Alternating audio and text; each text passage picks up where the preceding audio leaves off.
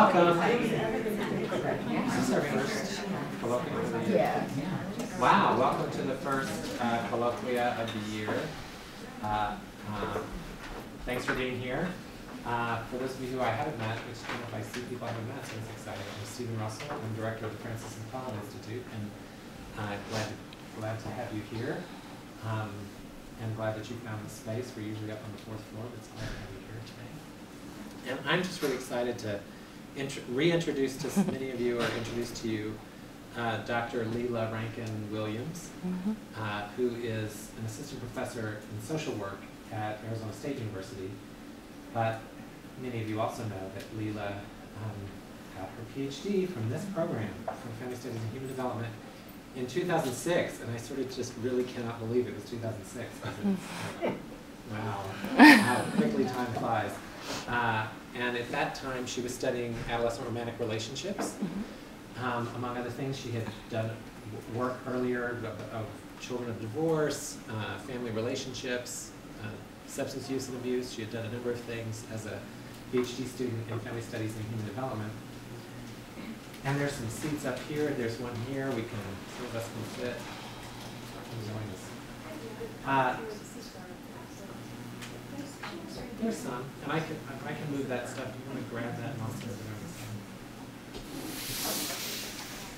there. Leila left in 2006 to go do a postdoc with some of the giants in the field, with Nathan Fox and Larry Steinberg on the East Coast. She worked for 1 or 2 years as a postdoc. 2 years as a postdoc with that collaborative team, and then came back to join us in Sonora to come back to the School of Social Work at ASU, and has been at the ASU School of Social Work for the last 3 full years, starting her 4th year, and this year has joined the Tucson division of the School of Social Work at ASU. So she's now actually based back here in Tucson, although her academic appointment is in social work here.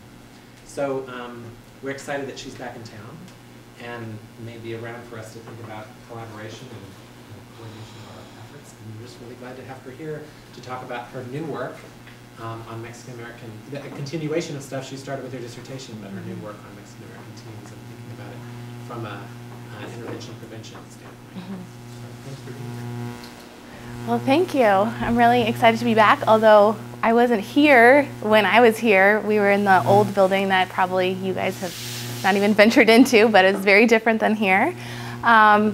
But yeah, I'm really passionate about studying adolescent romantic relationships, and particularly the risks that are associated with them or risky behaviors that co-occur with romantic relationships. And something that's received a lot of recent media attention is the topic of teen dating violence.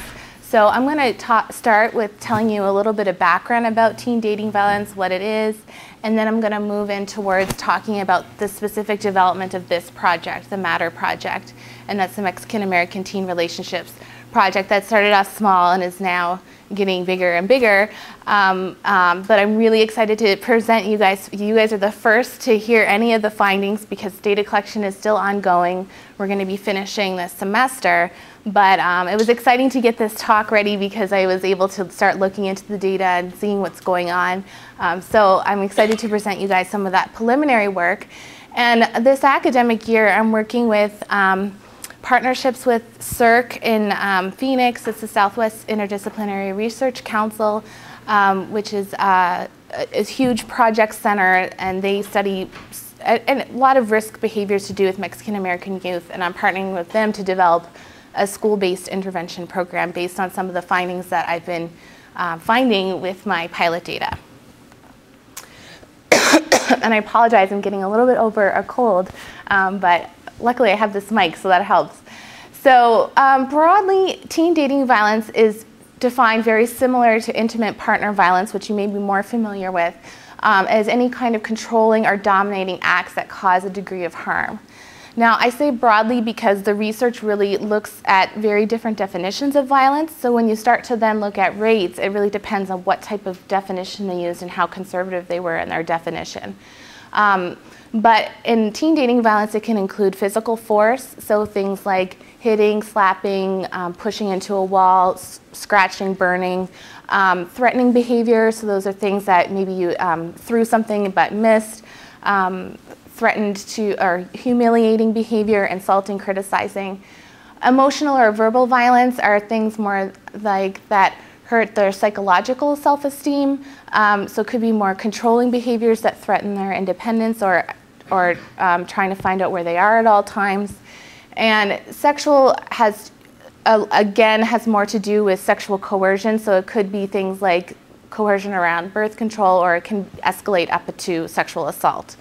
And sometimes relational violence. So this is something that is unique to adolescents that you don't see in the adult literature, and that is using a person's reputation as a weapon against, as a way of using violence. So for example, spreading gossip or lies or rumors about someone, or just spreading information around to the peer group that would somehow hurt their reputation. So that's unique to adolescence because we don't see that phenomena in adulthood. So the rates of teen dating violence, again, it depends on the study that you're asking, but we're looking at around 10 to 40% of teens experience physical violence, and now this is in their dating relationship specifically. Psychological violence is a lot of times lumped. Some researchers separate them out and some don't, between the threats and the emotional violence and the relational violence, but those rates are about 3/4 of teens. And sexual violence is between 3 and 11%. Now, this relational violence is getting more media attention because with use of cell phones and social networking, we're seeing that these rates are increasing. It's made easier to keep track of people. So there's some really interesting work about people being called, several times in an hour throughout the evening, and just being able to monitor someone that much more easier. And then sexting is getting more media hype as well, and we're getting rates. Our 2008 data, national data, is saying that 31% of teens have received a sext, and then 19% have sent, and this is mostly around girls. But what we're seeing is that boys are more likely to distribute this without the person's consent, going back to the relational violence of ruining someone's reputation. So these rates of teen dating violence, even though they may seem high to some of you, they're actually underestimated because teens are not very likely to report teen dating violence, and if they are going to report violence, that they're more willing to turn to their friends rather than an adult or someone in a like a police officer or a counselor or helping profession role. In my focus groups with Mexican American teens, a lot of them feel like they can handle it on their own, or even if they do perceive that they are in over their heads, they're still mostly unwilling to then go seek help for that, and they would rather turn to a friend for help in that situation. Dating violence we see is starting in middle school, and then it peaks into high school, and it doesn't decline until after late adolescence. But the psychological and emotional consequences of the violence that occurs in adolescence is long-lasting and actually increases in severity into adulthood. As well, we see that teen dating violence in high school, experiencing teen dating violence in high school puts you at a greater risk for experiencing intimate partner violence in adulthood. And intimate partner violence is what people now say instead of domestic violence. So perpetration and victimization is interesting. In the literature, a lot of times we separate these concepts into two distinct things, but in fact, they usually occur together, where the perpetrator is also being victimized. And particularly in adolescence, this is often reciprocal and mutual. So one person will initiate violence and the other person reciprocates it.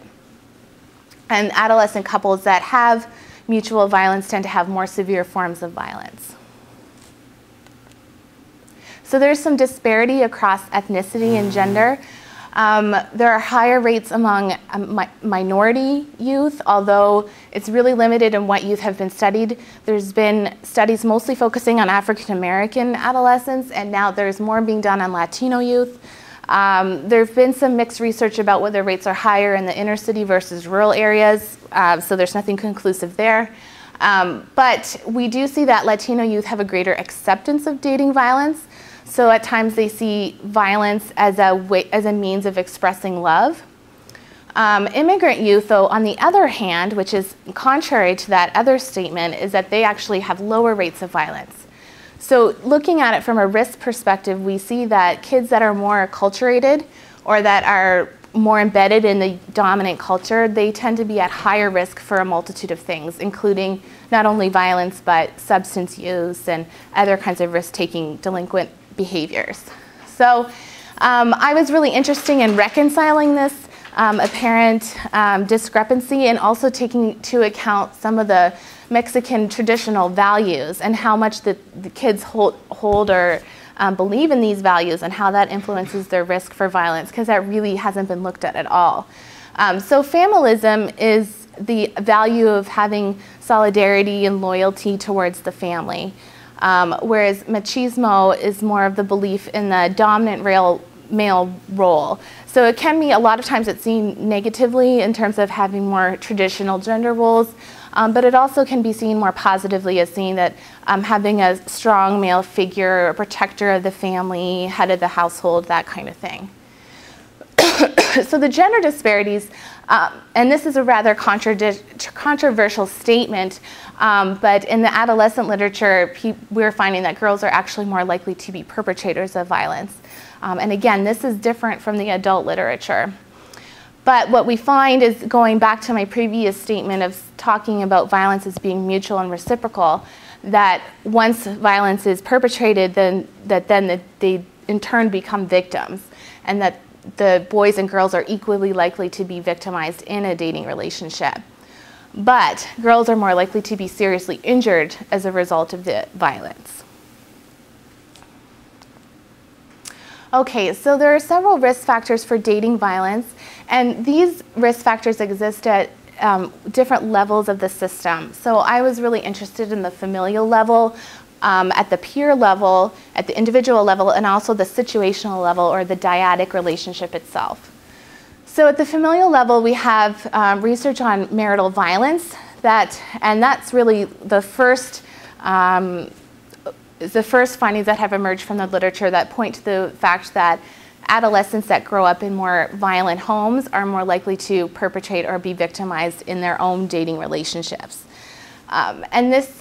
But after these findings started to come out, people really felt that maybe it's not really the marital violence, but that's really an artifact of harsh parenting that is transmitting to these learned violent skills. So that parents that are in more violent relationships that are more likely to use punitive or harsh parenting styles, which then transmits to violence in other relationships. And they find that this effect is stronger for minority youth, and there's also a different effect by gender, such that males that are in more violent homes are more likely to perpetrate, and females that are in more violent homes are more likely to be victimized.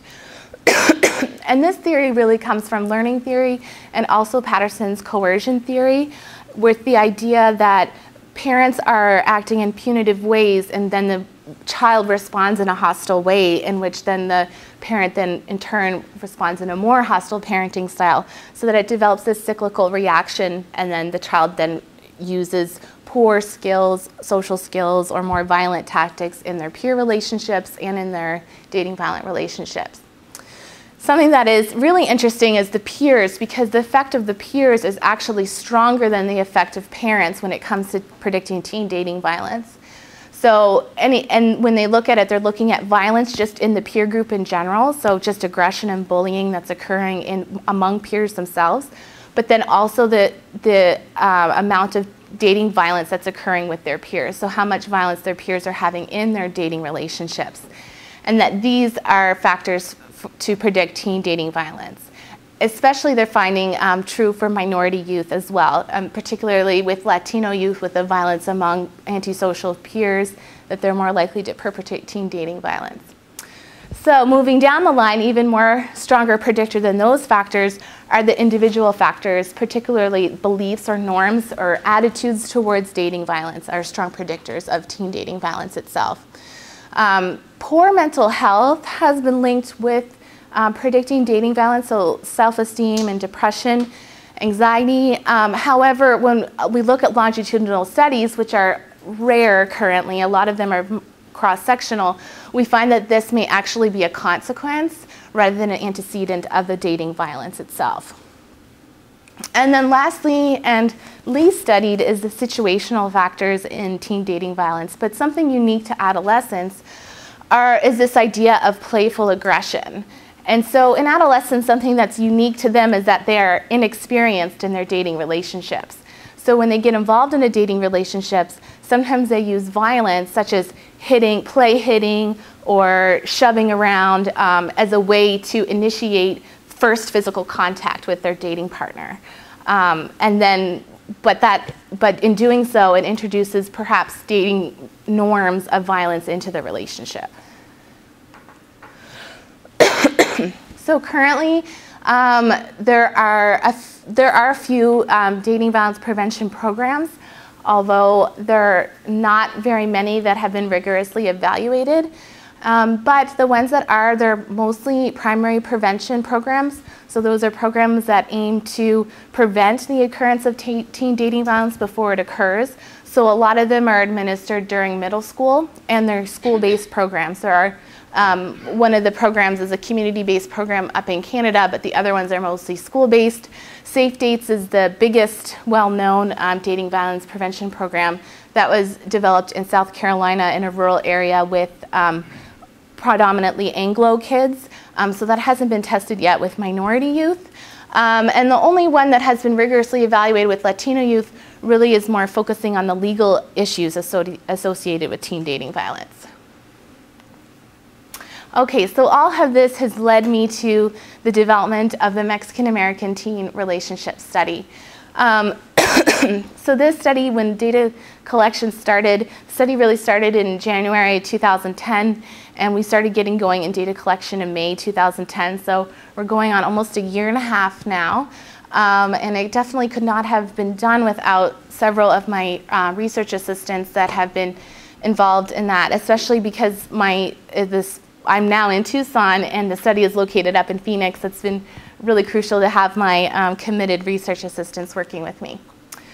So the goals of the overall MATR project is to study culturally specific knowledge about violence and dating relationships among Mexican heritage youth. And the reason why to do this is so that we can develop culturally sensitive intervention models for these youth. So there is 4 primary objectives. The first is really just to get an idea of the prevalence or the incidence of violence among Mexican American teens in the Phoenix urban area. So this isn't a national sample, but to get an idea of what it's like going on here, and look at any disparities across social class, acculturation, and gender. The second is to explore the individual, relational, and situational context of teen dating violence. Third is to model observational data from the dyad itself of teen dating violence and to examine that in conjunction with some of the self-report individual measures. And then fourth, to look at the cultural, individual, relational, and situational predictors of relationship level indicators of dating violence. So the sample is all Mexican American teens that self-identify as Mexican American teens, and currently we have 219 kids that are enrolled in the study.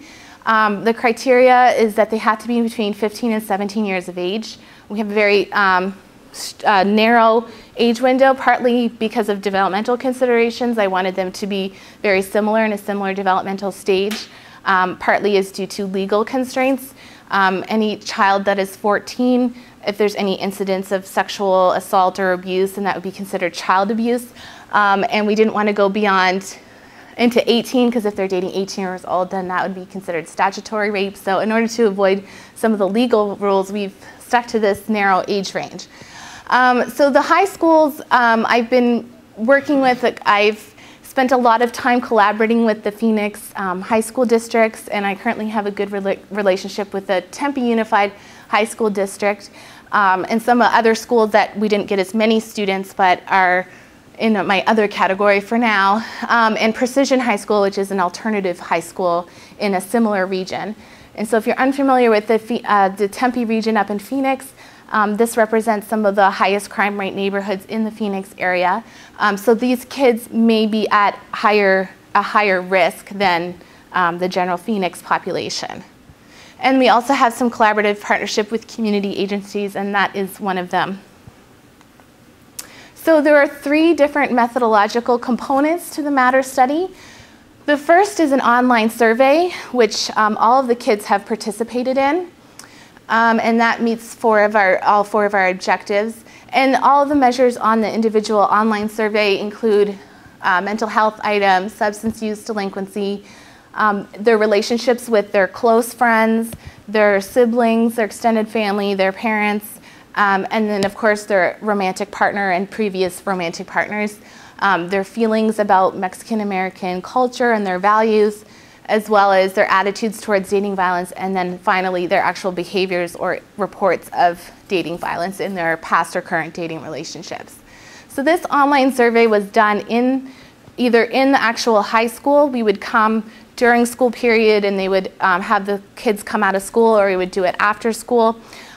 Or alternatively, it took place at ASU in a research lab where they would have a computer and they were able to fill out the items using SurveyMonkey, and they had a research assistant that was nearby to ask questions in case they had questions about it. And the surveys were given in English and Spanish on the same line, so they didn't have to ask for a Spanish version, but it was there if they wanted to read it in Spanish. The surveys took about between an hour and 2 hours to complete, depending on reading ability. We had to change some of the measures because some of the adolescents were unfamiliar with some of the terminology that was used.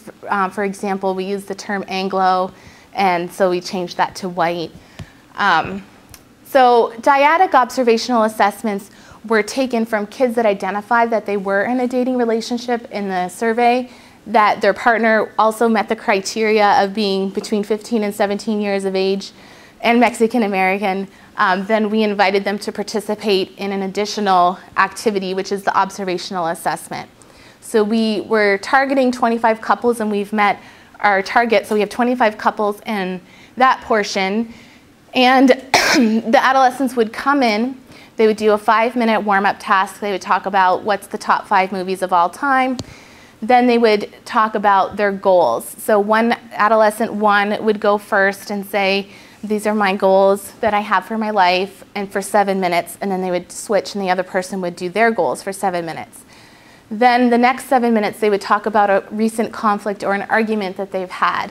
And that was previously chosen on the partner issue checklist when they first came in, where they had a series of potential conflicts or arguments that could be in their relationship. For example, my partner gets jealous if I spend time with other boys or girls. So that they could pick one of those, and then we gave that to them during the conflict part, and then they would discuss their conflict, and then the other person would get to take a turn and discuss their conflict. So the goals in the conflict part takes 28 minutes.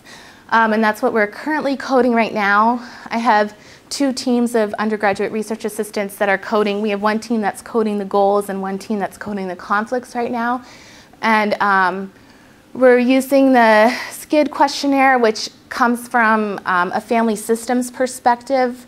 So it really is measuring a lot of individual level behaviors that are both negative and positive. For example, coerciveness or criticism or positive affect. And there also is couple level data, like the balance of power or conflict resolution, those kind of things. So we have the tape so that it's coded in every 30 seconds. In a 30-second segment that the dyad gets a code on each of these. I think there's 14 scales. And then it happens again every 30 seconds. So at the end of 28 minutes, we have a lot of data. So it takes a long time to code those. But we haven't gotten a chance to look at them yet, but I'm excited to look at them because we're already seeing a lot of variability in that, where we have some couples that are just fighting from the beginning, and other couples that don't seem to have any conflict, not much conflict at all. And then finally, we have focus groups. And those focus groups, again, we select them based on their responses to the survey data. So in the survey, we have a measure of acculturation, and from that survey, we ask kids that are in a high or Anglo-oriented culture group to participate in a focus group together, although they don't know that they're grouped by their level of acculturation. And then we have kids that are scoring high on Mexican-oriented values in one group together. And then we have kids that are scoring high on both Mexican-oriented values and Anglo-oriented values participating in our bicultural groups. So our goal is to recruit at least 3 groups of each type until we reach saturation. So far we have 14 groups done, and this is the breakdown that we have so far. So we're getting closer. As you can imagine, I have to add a slide about human subjects because this took up a lot of my time before the beginning of this project. From the time I submitted and went in for full board approval to the time I got approved was 5 months. So that was just the time that it was actually in review and working with the IRB. I have a very high-risk study. I have children. We're talking about violence, and we're talking about substance use in the study. So they were very concerned about the dangers that the children would be placed at, and potentially the liability or the responsibility that we would have if something happened to these kids during my study. Like, for example, if somebody, the extreme case, they said, it was like, what if somebody shot their girlfriend? You know, how would we handle that situation? So there was a lot of conversations that went back and forth, and I got to know my IRB person really well. And now she tells me that I just learned this the other day, that I have the highest risk study at ASU in the social behavioral sciences, which I wasn't really excited about, but she says she likes to use my example every time she gives talks. But anyway, which led me to get a certificate of confidentiality, which is something that NIH gives for an extra protection so that it keeps all information that I have sealed from court documents, if a police officer comes, since they can't summon data on anyone. And it's actually interesting, though. I thought that it would protect people, even in the case, it actually protects them. I use the word loosely. Even in the case of abuse, with having a certificate of confidentiality, you do not have to report if you suspect abuse. However, because I work in a social work department, we have a code of ethics where we do have to report abuse if we suspect it. So we follow the code of ethics that we have. And so we do caveat that with saying, if we believe that they're in immediate danger, then we will report. We haven't had to report so far. We also have protections in place for participants. So when I was relaying you about the videotape, at times these discussions can get more heated. So if we feel that there's any immediate danger to participants, we'll end the task early. And we always have a licensed social worker that's on site or on call to handle any emergency situation, to make any referrals, and also we have some de-escalation tasks if needed for those particular couples. So here's the exciting stuff. So we have prevalence of teen dating violence by type, and I have it divided by gender, although I see that the colors aren't coming up as clear here, but hopefully you can see the boys are on the right-hand side and the girls are on the left-hand side. And I've ordered it from most common to least common. So we have emotional perpetration and emotional victimization at over 80% for girls and 90% for boys. If you remember the data, the national data that I presented earlier, it was estimated at about 76%.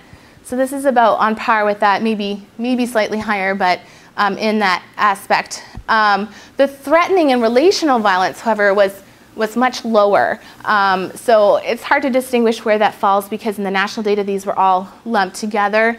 But we have I'm going to skip over this for now, but the physical perpetration and victimization, again, the national rates were 10 to 40%, and we've got about 40% with perpetration, and we have a little bit gender disparity with victimization, with actually boys reporting more victimization than girls. And there was a significant gender difference there. Now, going back to the sexual perpetration and sexual victimization, these rates were much higher than what was found in the national data. We have over 30% of girls perpetrating and over 50% of boys perpetrating. And we have victimizations for both of them at over 40%. And so the gender difference is significant only with the perpetration rates, with boys perpetrating more sexual violence. Now, one thing that's different in my study that some of the studies haven't looked at is that the measure of dating violence that we use is specific for adolescents.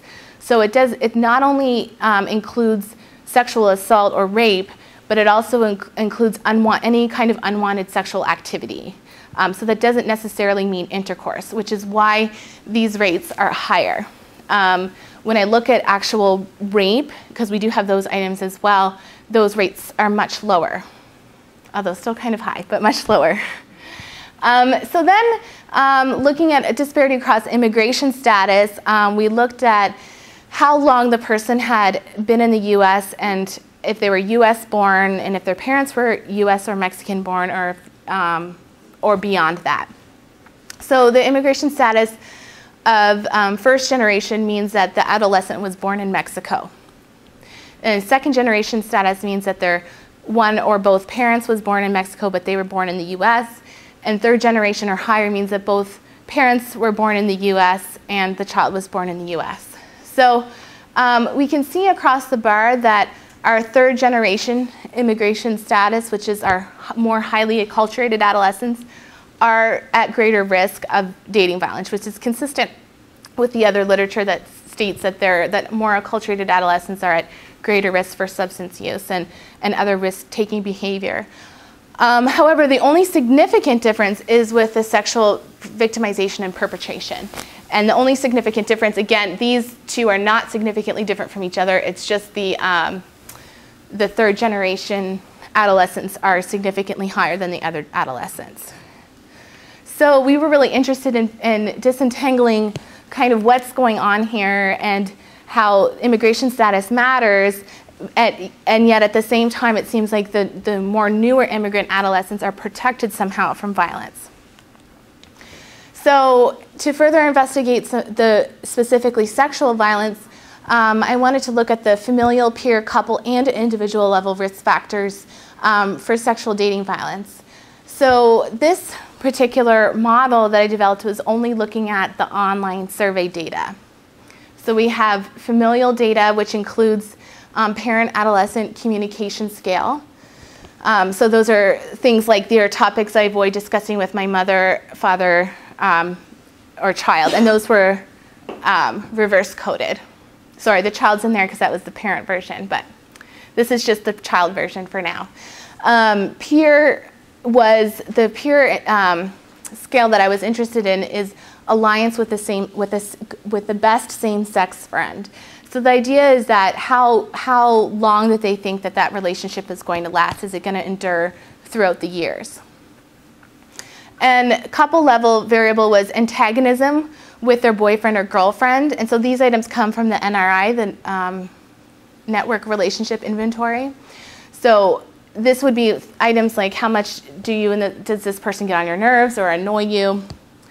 And then we have several individual level variables. So number of drinks, so a risk-taking behavior was looked with one item, and it asked them how many drinks that they've had in the past 2 weeks, so that's prior to taking the survey.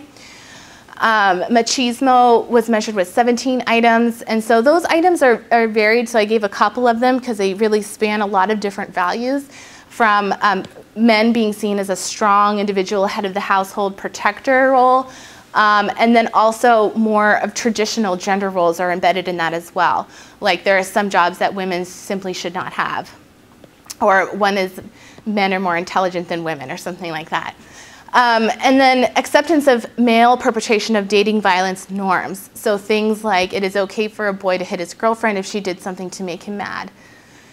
And then finally, the conflict in adolescent dating relationships inventory, the CADGRI. And so this was the scale that I was talking about. It was developed up in Canada, and they did several focus groups to come up with a measure that would be appropriate for working with adolescents that was based on, you may be familiar with the conflict tactics scale is what's used in adults to measure domestic violence. So this was using that but adapting it to be appropriate to adolescents. And so the sexual violence subscale specifically had 8 items. And then you can see here where it says I touched my partner sexually when he or she didn't want me to, lends itself to be a less severe form of violence, so it's not, doesn't necessarily mean intercourse. Okay, so this is a preliminary path model of protective and risk factors for sexual violence that I used using M+. And What I found was kind of interesting is that with all of my risk and protective factors, I either only found indirect or direct relationships. There wasn't both. They either were indirectly working through dating violence norms, or they didn't predict dating violence norms at all, and they only impacted the actual violence itself, which I thought was interesting. So basically the blue ones are the risk factors and the red ones are the protection factors. So a risk factor, I had gender in there, although it actually was not a significant predictor at the 0.05 level. This was significant at 0.09, which is not actually significant, but I included it because I think it's interesting that there weren't gender differences in a sexual violence model, which is somewhat consistent with the literature saying that there's not that much differences in adolescence specifically. So we have boys at the trend level having more sexual violence perpetration, which is what we saw in just the preliminary chi-square graphs. Here we have antagonism with a boyfriend or girlfriend significantly predicting both perpetration and victimization. And then we have number of drinks and machismo significantly predicting the dating violent norms, so that those norms are higher if the person had, the more the person drank in the past 2 weeks, or the higher machismo scores that they had. And then having a strong same-sex friend alliance was protective against dating violence norms. And the parent-child communication did not influence the dating violence norms, but it did influence sexual violence perpetration and victimization. So the stronger parent-child relationship that they had, the less likely they were to perpetrate or be victimized. So these are the standardized beta weights that are associated with those paths. So these are in standardized units, so you can see that it's about 0.2 or 0.3 of a standard deviation, and that with the variance that was explained, we had 24% of the variance that was explained in the dating violence norms, and about 35% of the variance that was explained in sexual violence perpetration and sexual violence victimization. And also note here that the correlation between these two was quite high, further pointing to the fact that these are really mutual processes. So any questions on this part? Okay. So all of this has led to the development of an actual prevention program. So the focus groups have really been working in the focus groups we're asking about the meaning of dating violence and their experiences with dating violence, but we're also asking them more pointed questions about would they participate in a dating violence prevention program, what would be barriers to their participation, what would they like to see included in a program. So we've been doing those focus groups, and out of that we've gotten several recommendations towards developing a program. So this Mexican-American girl that was in the Mexican-oriented group says, I think it's really good with your program that you guys are doing right now. I think it's really good because you can help out a couple or any future couple, even people who don't think that they need it. And the part about don't think that they need it is really common, because a lot of the kids will say that they don't need a dating violence prevention program, even though they recognize that they may be in dating violent relationships and kind of in over their head. Some of the recommendations that come out of the focus groups have been in lines of program both development and delivery. So they would prefer to have a broad curriculum that gets at more skill building skills rather than just a knowledge-based program. They recognize several barriers to participation with stigma associated with participating in a program, so they felt that if it was required, part of school, then there would be less stigma associated with it, or somehow that they got some sort of incentives, monetary incentives or something like that, that they'd be more willing to participate. The peer involvement was really interesting. They were really supportive of having peers involved, but at the same time they didn't want just any peers involved. They wanted peers that they trusted and they had an established relationship with, so that they wouldn't be worried about gossip outside of the group. And so in our focus groups, we actually modified, instead of a traditional 6 to 8 person focus group, we kept the focus groups small and did 3 to 5 person focus groups. And so the teens noticed that they liked the size of that group to keep it a little bit smaller, and they thought that maybe a prevention program could have some global components that would administer to the class, but that they would maybe have smaller breakaway groups that they could get into talking more intimately about their experiences and be able to develop more trust and security within the group. So this is really interesting. This finding tied with what we're finding quantitatively with the previous model, with looking at the alliance with the same-sex friend, that we see that it's a significant protector against having these dating violence norms. So it may be, in other words, it may be difficult to change someone's value system, but maybe we can working with some of their support networks that are already existing. And going off the value system of the machismo, kids talked about some of the positive aspects. Now, they never said the word machismo, but they would talk about being attracted to a strong man or someone that can take care of them, or those kind of characteristics.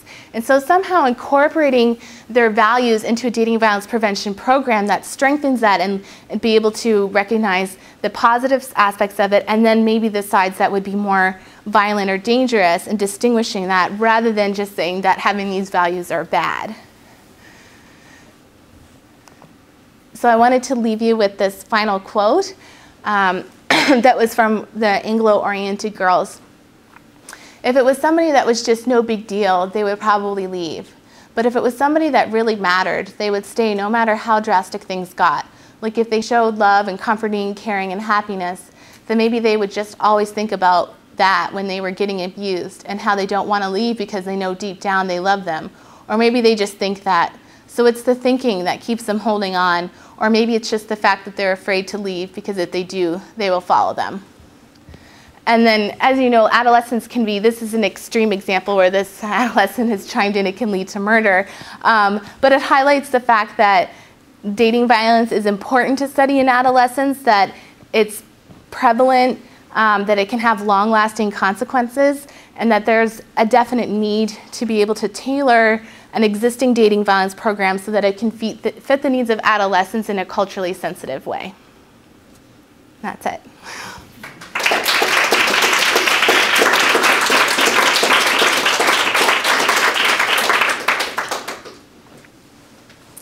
Yes? How are you determining the ethnic orientation of your participants? They self-identified as Mexican American. Hi, thanks for this wonderful talk. I'm really curious about the lack of gender differences, and I had a thought. I wanted to see what you thought about it, because I'm working on a study with a very similar population in the exact age group, and one of the questions I was asking was about, you know, I'm just actually asking girls, because a lot of literature says that it's a sexual double standard, there's a pure girl and a whore, and I was really amazed, like, most of the girls weren't aware of the double standard. That they would say to me that, oh, everybody has sex, both the girls and the boys, and it wasn't like, no, both sides were getting judged. And I thought, so I haven't really been able to synthesize it yet, but it seems kind of similar here too, and I'm wondering if there's this generational thing happening where what's happening in the last 10 years is qualitatively different from even 50 years ago, 40, 30, that we can't really say that there are similar gender differences, and I wonder if you've been thinking about Yeah, it's interesting because there's somewhat of an acceptance among violence with girls, that's okay for girls to hit boys. It's just, they might think that boys can't hit girls, but they don't realize that they're increasing the risk of that happening. For example, before I actually started this project, we did some focus groups with a different intervention program that had mixed gender groups, which was interesting. We did focus groups with boys and girls. And one of the boys in the group said, you know, every girlfriend I've ever dated has hit me. And he's like, finally, I just got tired of it, and I just started hitting them back. And he's like, my mom told me if anybody hits you, girl, boy, whatever, you hit them back. You stand up for yourself. And this was a big guy. Like, he was really intimidating to me. So, you know, obviously, you could see, like, the consequences of what I was thinking, you know, these girls, maybe they think it's okay, I'm just playing around, or I'm not really hurting him, that they might think that there's some sort of acceptance. Or a lot of times when they're talking about any incidents, when they're explaining aggression, they're laughing. Like there's a lot of laughing in the groups. Like, oh, I beat him, I slapped him up the side of the head, and blah, blah, blah, because he did this, and all the girls start laughing. You know, so there's something about, there's some sort of... It's funny the other way. Right. There's some sort of acceptance with, okay, if this guy's not treating me right, I'm going to straighten him up. And that's somehow accepted. Yeah. I wonder if your sexual violence data could have a similar interpretation. Yeah, I'm really interested by that. Because, yeah. And I haven't been able to sit down and think a lot about it yet because they're still ongoing in the data collection. But I mean, I did look at this data when we had fewer kids. It was like 140, and we were still seeing that same trend of high sexual violence. So I was interested when I brought in the new data, it was still that way. So what would be interested to know if it's quantitative, so I don't know what they mean by sexually, I touch my partner in a sexual way that they didn't like. I don't, you know, what does that mean? I don't know. Because for adolescents, it can mean a lot of things. Like, for example, in some of my dissertation data, I did a manuscript on cheating behaviors. And what adolescents defined as cheating was really varied too. It also did not just mean sexual intercourse. It meant, you know, if they're talking to some girl at a party without my consent, then that's cheating. So it's really interesting how that they're defining violence. Well, I think maybe part of the issue is that using the term violence to define behaviors that both are violent and are not violent. You know, and that maybe if you separated those things, that it would be more clear. Because violence, I mean, dictionary definition of violence has a very specific meaning, and I find it confusing to call a variety of different things violence that don't include a traditional definition of violence. Well, it would include anything that causes harm to the person. So it could be any omission or commission, an act that would cause harm. So any of those behaviors, although they may not be intercourse, arguably they would cause harm if they're unwanted. It's a slippery slope when you cast it that broadly. I suppose the area is a slippery slope, though, because it depends on each person's interpretation of if they've experienced. I mean, I didn't tell them they experienced that. They're reporting on that behavior. I touched someone when they didn't want to sexually. Yes. You know? So what does that mean? I don't know, but it means something. I guess that, you know, I mean, sexual encounters is often one person is more interested than the other who initiates. If you take this far enough, you could, that could slip into the realm of being called sexual violence when it isn't. And so I just think that trying to distinguish, you know, between, I mean, having different categories that you can classify these things might help clarify some of these sex differences that you're finding, as well as their different consequences. I mean, I think the thing that was brought up earlier is that, yeah, girls are engaging in just as higher levels of physical violence than their partners, but, you know, girls are much more likely than boys to be seriously physically injured by it. So it's a very different animal. I think. Yeah. Can I comment on that? Actually, Yeah. Because I think the fact that she can actually predict what's happening shows that what we're not seeing is just noise. You know, it's not just that people are randomly interpreting an item one way or another. I mean, the structural equation model was based on sexual dating, violence, perpetration, victimization, and it's predictable. If it was simply error, the noise would not be predictable. And it's not. There can be variations in interpretation, but the simple fact that she got the model to work says something, and that the fit is so incredible. Sonia? Did you mention that the intervention has begun?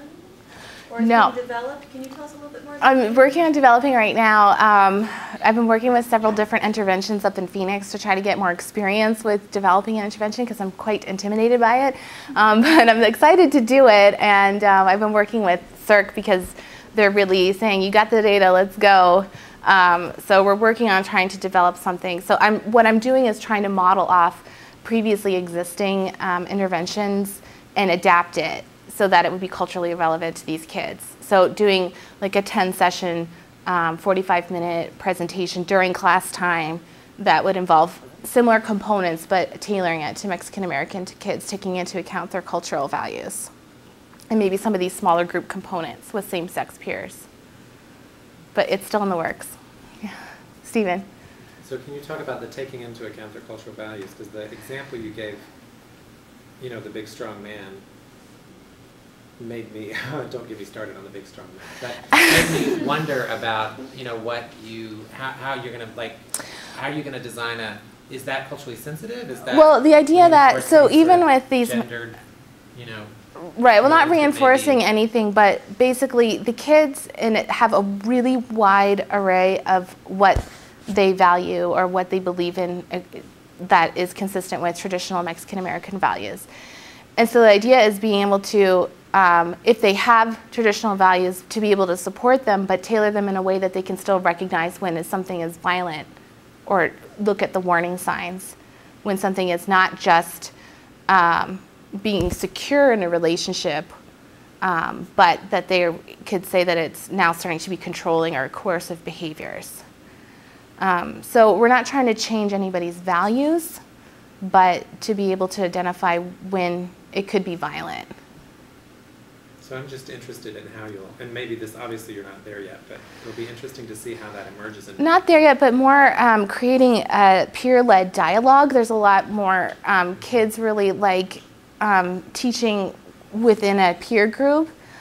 So having that dialogue that's facilitated by someone, an adult, a facilitator, that can help keep the conversation in this more positive framework, but really have them lead the dialogue as far as how to address those issues and recognize these signs.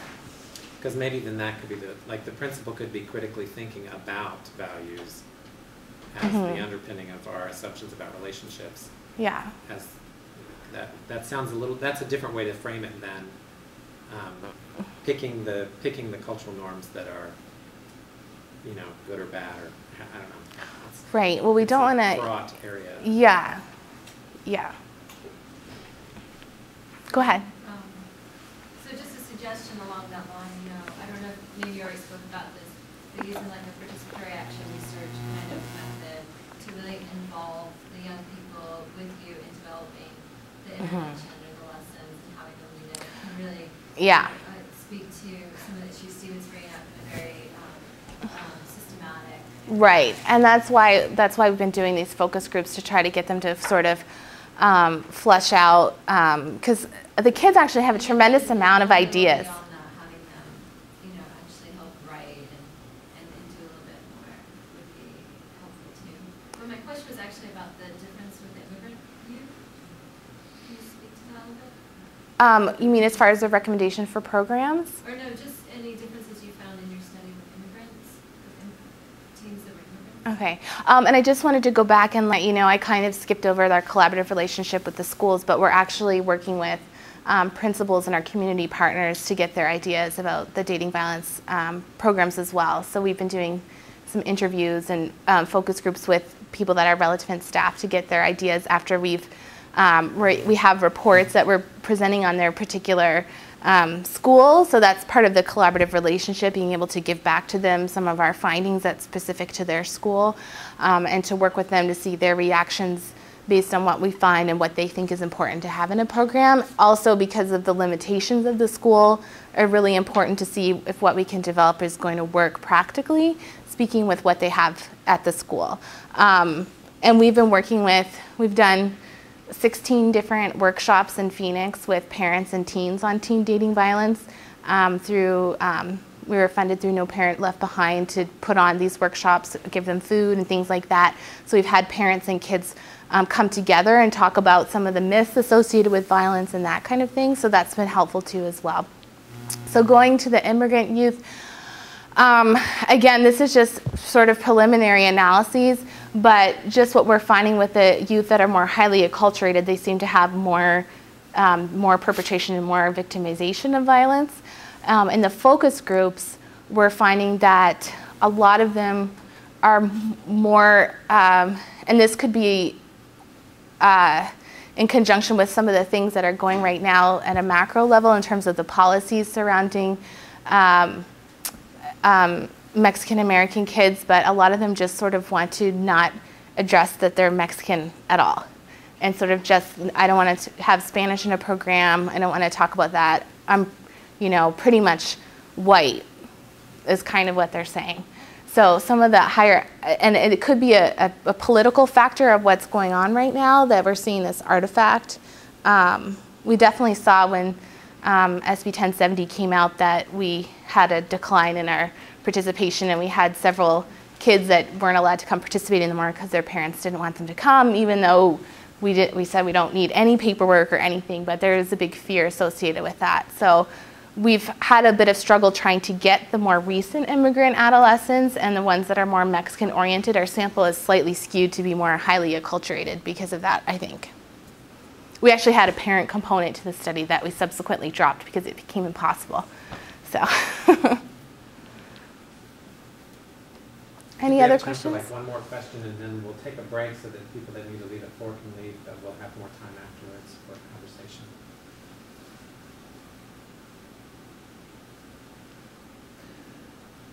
You just cut it off, Steve. Oops, that was not my intent. One more really good question.